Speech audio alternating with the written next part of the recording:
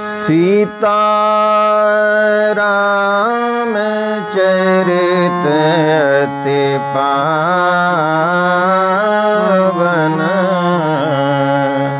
मधुर सरस अति मन भावन। पुनि पुनि केतन सुने सुनाए,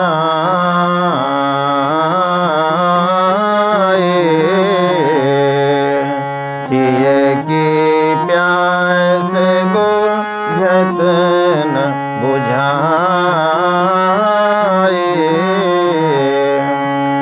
भरत प्रिय रामचंद्र की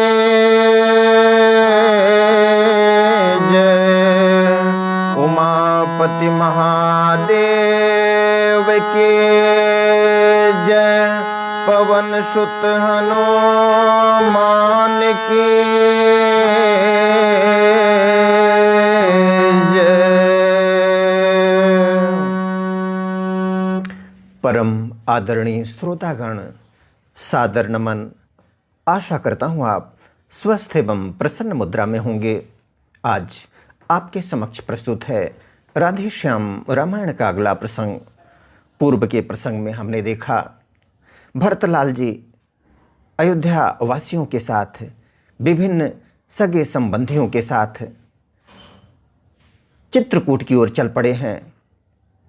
हाथी घोड़े रथ सारी सुविधाओं के बावजूद वे पैदल ही जा रहे हैं, बेभाव विह्वल हैं प्रभु श्री राम से मिलने के लिए। गंगा पार इनका दल उतरा हुआ है। इसके बाद उनकी मनोदशा कैसी है, आइए देखते हैं। जिन बनों और जिन ग्रामों से, जिन राहों से प्रभु निकले थे, उस थल की धूल पवित्र समझ, उस थल की धूल पवित्र समझ, सिर झुका भरत जी चलते थे। प्रभु श्री राम जिन बनों से, जिन ग्रामों से, जिन राहों से होकर निकले थे, उस थल की जो धूल थी उसको पवित्र समझकर भरत जी सिर झुकाकर वहां से आगे बढ़ रहे हैं। रास्ते के नर नारी कहते, जो राजी होकर त्यागी है, ऐसे राजर्षि निहार आज, निश्चय ही हम बड़ भागी हैं। रास्ते के जो नर नारी थे भरत जी को देखकर कहते थे कि जो राजी होकर भी त्यागी है, ऐसे राजर्षि को निहार आज निश्चय ही हम सब बड़े भागी हैं, बड़ भागी हैं। धन्य भाग्य है हमारा, आज भरत के दर्शन हुए। दुखदाई माँ के घर बेटा, सुखदाई हो तो ऐसा हो, भाई यह सच्चा भाई है, भाई यह सच्चा भाई है, यदि भाई हो तो ऐसा हो। जो माँ दुखदाई निकली संसार की दृष्टि में, उसी घर का बेटा इतना सुखदाई। वाह, भाई यदि सच्चा भाई है तो भाई का उदाहरण भरत जी के रूप में अनुपम है। भाई का धर्म बताने को है साक्षात भरत अवतार, भाई का धर्म बताने को है साक्षात अवतार भरत। सिखलाते भाई भाई का प्यार, भाई का प्यार। सिखलाते भाई का प्यार भरत। भाई का धर्म बताने के लिए मानो भरत जी ने अवतार लिया हो। सिखलाते भाई का प्यार होता है। संसार को सीखना हो तो भरत के चरित्र से सीखे। पहुंचा दल यात्रियों का तीर्थराज जब प्रात, भरद्वाज जी से हुआ आगे का पथ ज्ञात। यात्रियों का ये दल तीर्थराज जब प्रातःकाल पहुंच गया है तीर्थराज को, तब भरद्वाज जी से आगे के रास्ते का ज्ञान हुआ। इस भांति शीघ्र चलते चलते पहुँचे जब वाल्मीकि जी के, तब सुना उदय हो रहे भाग्य उस चित्रकूट की धरती के। जल्दी जल्दी चलते हुए जब वाल्मीकि जी के आश्रम में पहुंचे हैं, तब उन्हें यह ज्ञात हुआ है कि उस चित्रकूट की धरती के भाग्योदय हो गए हैं। अब भरत बाउलों के समान बोले क्या चित्रकूट में है, वे जीवन दाता जयदाता सुखदाता चित्रकूट में है।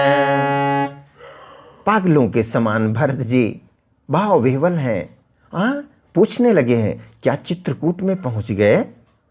वे जीवन दाता जयदाता सुखदाता प्रभु श्री राम चित्रकूट में हैं। है किधर कहाँ वह चित्रकूट, जिस जगह जान की जीवन है। हे निर्बल प्राणों के प्राणी, सत्वर चल जहाँ प्राण धन है किधर कहाँ है वह चित्रकूट, जिस जगह जानकी जीवन सीता मैया हैं। हे निर्बल प्राणों के प्राणी, सत्वर चल जहाँ प्राण धन है। उनके प्राण के धन सिया राम सिया जहाँ वह हैं, वे इच्छा कर रहे हैं, उत्कट इच्छा है कि वहाँ कितना जल्दी पहुँच जाएं। दाता जिस कुटिया में रहता, भिक्षुक का है भंडार वहीं। है स्वर्ग वही बैकुंठ वही, कैलाश वहीं हरिद्वार वहीं। दाता जिस कुटिया में रहता है, ये भिक्षुक भरत वहीं का भंडारी। भिक्षुक का है भंडार वहीं आश्रय है इस भिक्षुक भरत का। है स्वर्ग वही, इस भरत के लिए वही स्वर्ग है। वैकुंठ वही वैकुंठ, और कैलाश भी वही, हरिद्वार भी वही, सब कुछ इस भरत का वही है। उधर लखन सीता सहित रविकुल कैवर चंद्र, चित्रकूट के कुटे में बैठे थे सानंद। उधर लक्ष्मण जी सीता जी के सहित प्रभु श्री राम चित्रकूट की कुटी में आनंद पूर्वक बैठे हुए थे। प्रेममयी ने प्रेम पर प्रश्न किया था आज, उत्तर में कह रहे थे, उत्तर में कह रहे थे श्री रघुवीर रघुराज। प्रेम पर प्रश्न किया हुआ था, माता जी ने किया था। सीता मैया ने प्रभु श्री राम से प्रेम पर प्रश्न किया था। प्रेम की प्रगाढ़ता, प्रेम का रहस्य, प्रेम की महिमा उत्तर में प्रभु श्री राम बता रहे थे। आइए देखते हैं कितना अद्भुत रहस्य है प्रेम का। प्रभु श्री राम ने सीता मैया से कहा है, बताया है, वर्णित किया है। प्रियतमे प्रेम है बड़ी चीज, जग का इस पर ही जीवन है। लाता है प्राणी साथ से, यह उसका जन्म सिद्ध धन है। प्रियतमे, प्रभु ने कहा है, प्रेम बड़ी चीज है। संसार की इस बड़ी चीज जग का इस पर ही जीवन है, इसी प्रेम पर तो जीवन आधारित है। लाता है प्राणी साथ इसे, इस प्रेम को प्राणी साथ में लाता है। कहा जाता है आत्मा सतोगुण होती है, सतोगुणी होती है। शांत स्वरूप, सत्य स्वरूप, ज्ञान स्वरूप, आनंद स्वरूप, प्रेम स्वरूप, पवित्रता स्वरूप और शक्ति स्वरूप। इससे यह उसका जन्म सिद्ध धन है। प्राणी साथ में लाता है इस प्रेम को। ईश्वर के बाद महान, ईश्वर के बाद महान वस्तु यदि कोई समझे जाती है, तो निस्संदेह प्रेम ही की गिनती गिनने में आती है। ईश्वर के बाद यदि कोई वस्तु महान है, जिसे महान समझा जाता है यदि किसी वस्तु को, तो निस्संदेह प्रेम ही की गिनती होती है, प्रेम ही की गणना होती है। ईश्वर के बाद इस संसार में प्रेम का ही महत्व है। कुछ लोगों का तो मत है यह, जब पूर्ण प्रेम में खेद नहीं, तो पूर्ण प्रेम ही ईश्वर है, ईश्वर में उसमें भेद नहीं। कुछ लोगों का तो यह मत है कि जब पूर्ण प्रेम में खेद नहीं होता, यह अपनी परिपूर्ण अवस्था में होता है, तो यह जो पूर्ण प्रेम होता है ईश्वर का स्वरूप ही होता है। ईश्वर में और उसमें भेद नहीं। हम कह सकते हैं कि ईश्वर बराबर प्रेम, प्रेम कर लें पूर्णता के साथ, चाहे ईश्वर को पालें, दोनों एक ही बात। ईश्वर का जब स्वाभाविक गुण परिपूर्ण प्रेम के भीतर है, तो कह सकते हैं ईश्वर में प्रेम, प्रेम में ईश्वर है। जब ईश्वर का स्वाभाविक गुण परिपूर्ण प्रेम में होता है, प्रेम की पूर्णता में होता है, तो हम कह सकते हैं कि ईश्वर में प्रेम है और प्रेम में ईश्वर है। महात्मा गांधी जी ने भी कहा था, love is God and God is love.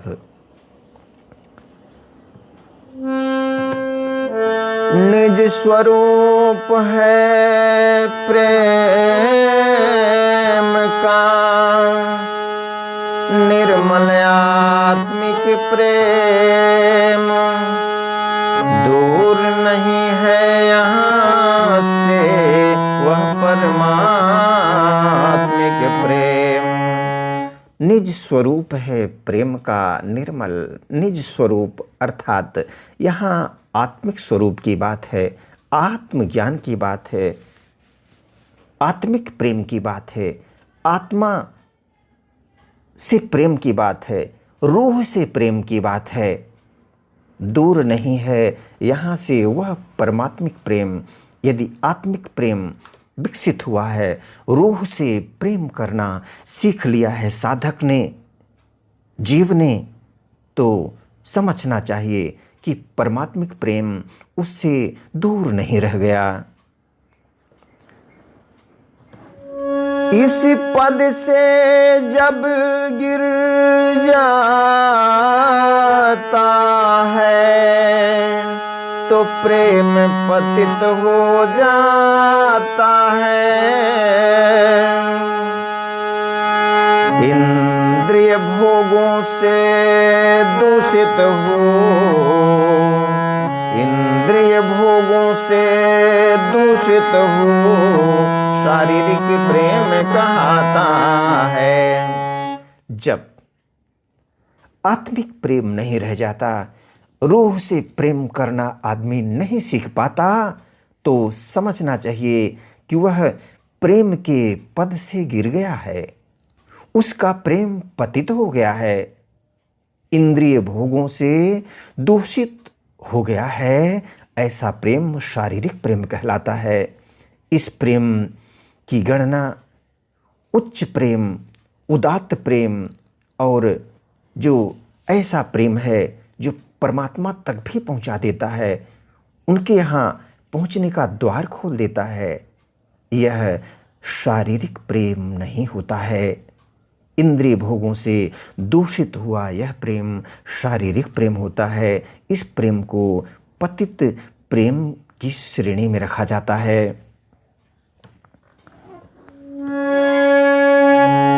लेकिन है प्रेम पवित्र वस्तु उसका यह, लेकिन है प्रेम पवित्र वस्तु उसका यह गिरना खलता है। वह अपने उसे धाम को फिर पाने के लिए मचलता है।